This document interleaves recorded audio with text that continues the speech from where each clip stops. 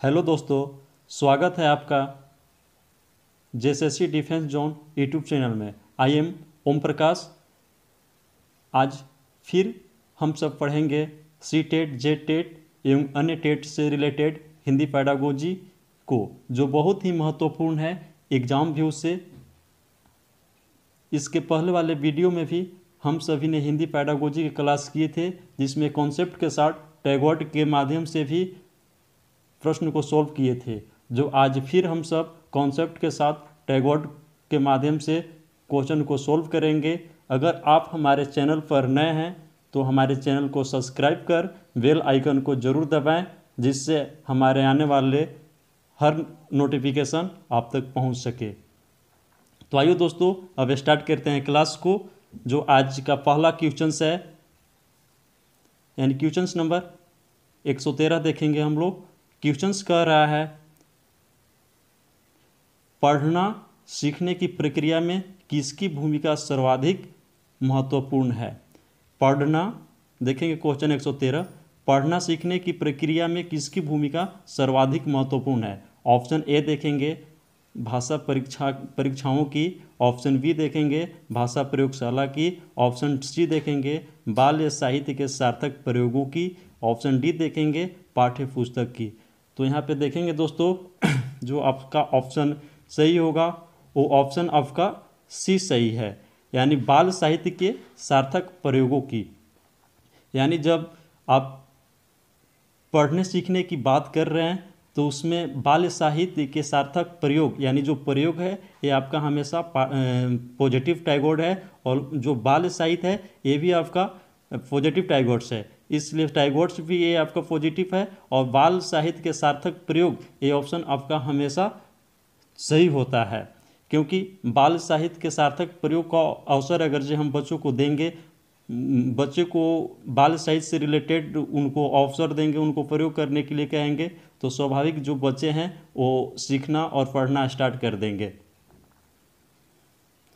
चलिए अब नेक्स्ट देखते हैं, नेक्स्ट अगले क्वेश्चंस को। क्वेश्चन है आपका 114, बच्चों की भाषा का आकलन करने के लिए सबसे उचित तरीका क्या है। यानी बच्चों की भाषा का, देखिए क्वेश्चन आपका कह रहा है कि बच्चों की आकलन करने का सबसे उचित तरीका क्या है, यानी बच्चों को हम आकलन किस प्रकार से कर सकते हैं।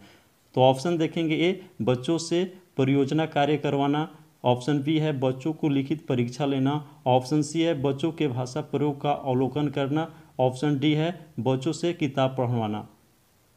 जो इसका ऑप्शन सही होगा वो ऑप्शन सी आपका सही होगा। कैसे वो देख लेंगे। बच्चों से परियोजना कार्य करवाना, अगर जब परियोजना कार्य करवाते हैं तो बच्चों के भाषा का आकलन आप नहीं कर पाएंगे।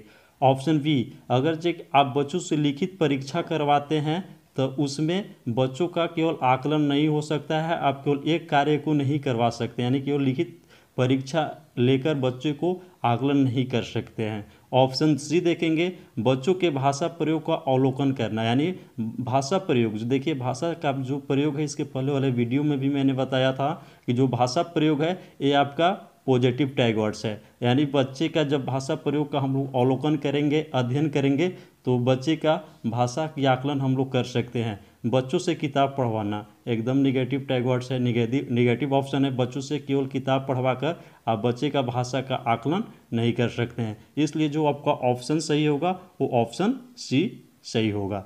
चलिए नेक्स्ट देखते हैं। क्वेश्चन से आपका 115, प्राथमिक स्तर की पाठ्य पुस्तकों का निर्माण करते समय आप किस बिंदु पर विशेष ध्यान देंगे। कह रहा है क्वेश्चन कि आप एक टीचर्स हैं और प्राथमिक स्तर की पाठ्य पुस्तक का निर्माण कर रहे हैं, प्राथमिक स्तर की पाठ्य पुस्तक का निर्माण कर रहे हैं, तो आप मुख्य रूप से किस बिंदु पर विशेष ध्यान देंगे। तो ऑप्शन ए देखेंगे कहानियाँ अधिक से अधिक शामिल हो, ऑप्शन बी प्रसिद्ध लेखकों की रचना शामिल हो, ऑप्शन सी हिंदी भाषा के वैविध्यपूर्ण रूप शामिल हो, ऑप्शन डी उपदेशात्मक पाठ्य शामिल हो। तो जो इसका ऑप्शन सही होंगे फ्रेंड्स, वो इसमें ऑप्शन आपका सी सही होगा, हिंदी भाषा के वैविध्यपूर्ण रूप शामिल हो। अब देखेंगे इसको हम लोग छाटेंगे। ऑप्शन ए देखेंगे कहानियाँ अधिक से अधिक शामिल हो। अगर ये बुक में केवल आप कहानियाँ शामिल कर देते हैं तो उसमें बच्चा लोग ज़्यादा इंटरेस्ट नहीं लेगा। केवल कहानी रहने से बच्चा लोग इंटरेस्ट नहीं लेंगे तो फिर उस पाठ्य पुस्तक को ज़्यादा नहीं पढ़ेंगे। प्रसिद्ध लेखकों की रचना करना, देखिए प्राइमरी स्तर में तो प्रसिद्ध लेखकों से प्राइमरी स्तर के बच्चों को कोई मतलब ही नहीं है, इसलिए प्रसिद्ध लेखक जो है आपका नेगेटिव टाइगर्स है, तो इसकी केवल रचनाएं हम लोग शामिल नहीं कर सकते हैं। प्रसिद्ध लेखक से प्राइमरी स्तर में कोई मतलब ही नहीं है।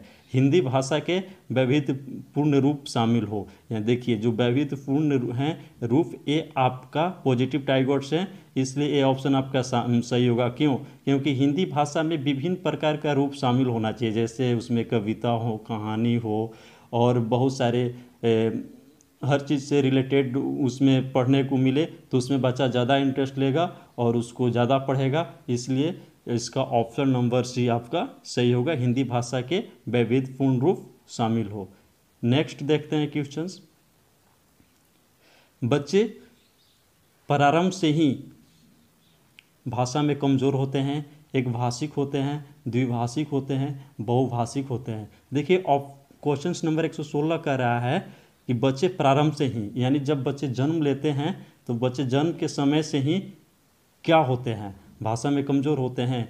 नहीं, ऐसा नहीं होता है। बच्चे भाषा में कमज़ोर नहीं होते हैं। एक भाषिक होते हैं? नहीं, बच्चा जब जन्म लेता है, जन्म लेने के कुछ दिन बाद केवल एक भाषा को ही नहीं जानता है, ये भी ऑप्शन गलत है। द्विभाषिक होते हैं? नहीं, ये भी ऑप्शन आपका गलत होगा। ऑप्शन नंबर डी आपका सही होंगे, बहुभाषिक होते हैं। बच्चे प्रारंभ से ही बहुभाषिक होते हैं। आप बच्चे को जिस माहौल में रखेंगे, जैसा कंडीशन में रखेंगे, जैसे समाज में रखेंगे, जैसे परिवेश में रखेंगे, बच्चा उसी के अनुसार ढल जाएगा और बच्चा वही सब्जेक्ट, वही भाषा को सीख जाएगा। इसलिए बच्चे जो प्रारंभ से ही बहुभाषिक होते हैं, उन बहुत सारे भाषाओं का उनके अंदर ज्ञान होती है। चलिए नेक्स्ट देखते हैं। क्वेश्चन 117 देखेंगे।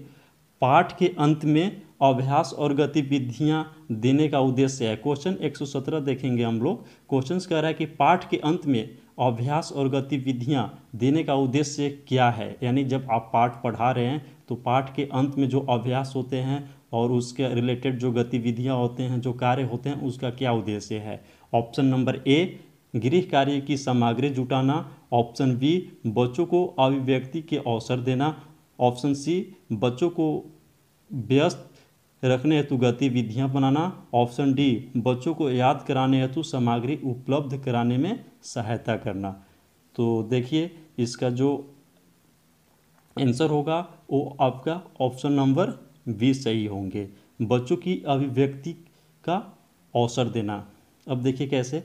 ऑप्शन नंबर ए में देखिए कहा गया है गृह कार्य की सामग्री जुटाना। नहीं, जो गतिविधि दिया हुआ है, जो अभ्यास दिया हुआ है, वो गृह कार्य की सामग्री जुटाने से कोई रिलेटेड ही नहीं है। सी में देखेंगे बच्चों को व्यस्त रखने हेतु गतिविधियां बनाना। नहीं, बच्चे को व्यस्त भी नहीं रखना है, बच्चे को प्रेशर नहीं देना है, बच्चे को व्यस्त नहीं रखना है कि आप इस कार्य को करें। बच्चे को प्रेशर भी नहीं देना है, बच्चे को व्यस्त भी नहीं रखना है और उनको दबाव भी नहीं देकर आप कह सकते हैं कि आप हमेशा यही काम के करते रहें, आप इस काम में हमेशा बिजी रहें। ऑप्शन डी देखेंगे बच्चे को याद करने हेतु सामग्री उपलब्ध कराने में सहायता करना। नहीं, ऐसे भी हम कल के वीडियो में, जो इसके पिछले वाले वीडियो दिए थे, उसमें बोले थे कि याद करना जो है वो आपका हमेशा नेगेटिव टैग वर्ड्स होते हैं, इसलिए बच्चे से कोई भी चीज़ याद नहीं करवानी है, रटंत विद्या प्रणाली को नहीं लानी है, बच्चे को रटने के लिए मजबूर नहीं करना है। और हमने इसके पहले वाले वीडियो में भी बोला था कि जो अवसर है वो आपका पॉजिटिव टैग वर्ड्स हैं, इसलिए ऑप्शन नंबर बी आपका करेक्ट आंसर होते हैं। चलिए नेक्स्ट देखते हैं क्वेश्चन नंबर 118। भाषा सीखने सिखाने के संबंध में निम्नलिखित में से कौन सा कथन सही है। कह रहा है क्वेश्चन 118 की भाषा सीखने सिखाने के संबंध में निम्नलिखित में से कौन सा कथन सही है। भाषा जब आप सिखा रहे हैं तो उससे रिलेटेड कौन सा कथन सही है वो आपको इसमें छांटना है। बच्चे, ऑप्शन ए देखेंगे बच्चे स्कूल में मानक भाषा का ही प्रयोग करते हैं, ऑप्शन बी बच्चे स्कूल आने से पूर्व ही भाषाई पूंजी से लैस होते हैं, ऑप्शन सी बच्चे स्कूल आकर ही भाषा सीखते हैं, ऑप्शन डी बच्चे अपने परिवार से ही भाषा सीखते हैं। देखिए जो इसका करेक्ट आंसर होगा वो ऑप्शन नंबर बी होगा। बच्चे स्कूल आने से पूर्व ही भाषाई पूंजी से लैस होते हैं। जो बच्चे होते हैं वो स्कूल आने से पहले ही 2-3-4 भाषाएं सीख लेते हैं और उसके बाद ही स्कूल आते हैं। ऑप्शन ए में देखे कह रहा है कि बच्चे स्कूल में मानक भाषा का ही प्रयोग करते हैं। नहीं, ऐसा नहीं होता है कि मानक बच्चे का केवल प्रयोग करते हैं बच्चे। ऑप्शन सी देखेंगे, बच्चे स्कूल आकर ही भाषा सीखते हैं। नहीं, ऐसा भी नहीं है कि बच्चे स्कूल आकर ही भाषा सीखते हैं। और उसके बाद देखेंगे हम लोग डी, बच्चे अपने परिवार से ही भाषा सीखते हैं। नहीं, ऐसा भी नहीं कि केवल बच्चे अपने परिवार से ही भाषा सीखते हैं। बच्चे पास पड़ोस अपने समाज से भी भाषा सीखते हैं। इसलिए ऑप्शन बी आपका करेक्ट आंसर होगा। बच्चे स्कूल आने से पूर्व ही भाषाई पूंजी से लैस होते हैं। चलिए नेक्स्ट देखते हैं। प्राथमिक स्तर पर शिक्षा का माध्यम, कह रहा है कि प्राथमिक स्तर पर शिक्षा का माध्यम। ऑप्शन ए, बच्चे की मातृभाषा होनी चाहिए। बी, हिंदी होना चाहिए। सी, अंग्रेजी होना चाहिए। डी, उर्दू होना चाहिए। क्वेश्चंस कह रहा है यहाँ पे 119 के प्राथमिक स्तर पर जो शिक्षा का माध्यम है वो क्या होना चाहिए। तो दोस्तों इसका जो आंसर होगा वो ए होगा, बच्चे की मातृभाषा होना चाहिए। यानी जो प्राथमिक स्तर पर शिक्षा का जो माध्यम होना चाहिए वो मातृभाषा होना चाहिए। चलिए नेक्स्ट क्वेश्चन देखते हैं और आज का आखिरी क्वेश्चन है 120 नंबर। प्राथमिक स्तर पर भाषा सिखाने की सर्वश्रेष्ठ विधि है। 120 देखेंगे, कह रहा है कि प्राथमिक स्तर पर भाषा सिखाने की सर्वश्रेष्ठ विधि है। ए, बच्चों को भाषा का प्रयोग करने की विविध अवसर देना। ऑप्शन बी, बच्चों के साथ कविता गाना। ऑप्शन सी, बच्चों को कहानी सुनाना। ऑप्शन डी, बच्चों को पाठ्य पुस्तक पर आधारित वीडियो कार्यक्रम दिखाना। तो जो इसका ऑप्शन सही होंगे वो ऑप्शन नंबर आपका ए सही होंगे, यानी बच्चों को भाषा का प्रयोग करने के विविध अवसर देना।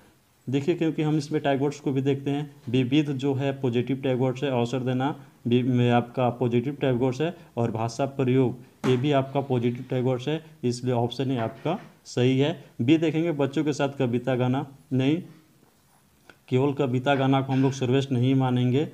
बच्चों को कहानी सुनाना, नहीं, कहानी को भी सुनाना हम सर्वश्रेष्ठ विधि नहीं मान सकते हैं। बच्चों को पाठ्य पुस्तक पर आधारित वीडियो कार्यक्रम दिखाना, नहीं, पाठ्य पुस्तक से रिलेटेड केवल वीडियो कार्यक्रम बच्चे लोगों को नहीं दिखाना है, क्योंकि बच्चे लोग को पाठ्य पुस्तक से केवल जोड़कर नहीं रखना है। दोस्तों आज इस वीडियो को हम यहीं पे समाप्त कर रहे हैं। अगर आपको ये वीडियो पसंद आया होगा तो हमारे यूट्यूब चैनल को ज़रूर सब्सक्राइब करें और अपने दोस्तों के साथ शेयर करें, लाइक करें, और उम्मीद करते हैं कि और इसके आगे आने वाले वीडियो आप तक पहुंचाएंगे। और दोस्तों एक चीज़ और है, मैं आप लोगों से कहना चाहता हूं कि बहुत ही जल्द हम टैग वर्ड्स का वीडियो बनाने वाले हैं, जो आपके सभी विषय में वो टैग वर्ड्स कारगर होंगे। जो टैग वर्ड्स आपके पॉजिटिव और नेगेटिव दोनों में होंगे, जिसमें आपका पॉजिटिव टैग वर्ड्स अलग होंगे, नेगेटिव टैग वर्ड्स अलग होंगे। अगर वो आप कर लेते हैं तो आपको पैडागोजी सोल्व करने में कोई प्रॉब्लम नहीं होगी। बहुत आसान तरीके से आप सोल्व कर सकते हैं, और उसके माध्यम से आप क्वेश्चंस का जो ऑप्शन रहेगा उस ऑप्शन को आप आसान तरीके से छांट सकते हैं और आप आसानी से उसको बना सकते हैं। तो दोस्तों हम उम्मीद करते हैं कि आपको ये वीडियो बहुत पसंद आया होगा। डेट्स ऑल, बहुत बहुत धन्यवाद। Thanks for this.